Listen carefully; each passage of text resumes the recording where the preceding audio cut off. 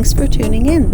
If you like this video, please give it a like, comment below, and take a moment to subscribe to our channel. L'Anse au Gascon is a charming village, located along the beautiful Gaspé Peninsula in Quebec.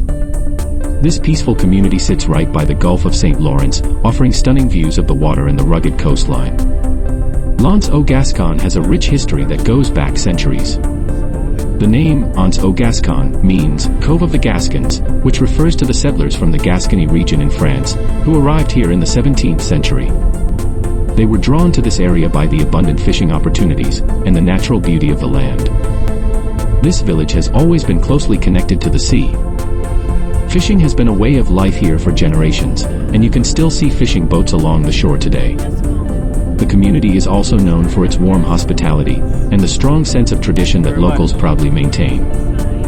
As we explore L'Anse au Gascon, you'll notice the quiet charm of its landscapes.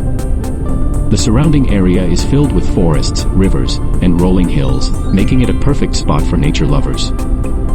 Whether you're enjoying a walk along the beach or simply taking in the peaceful atmosphere, L'Anse au Gascon offers a wonderful escape from the hustle and bustle of city life.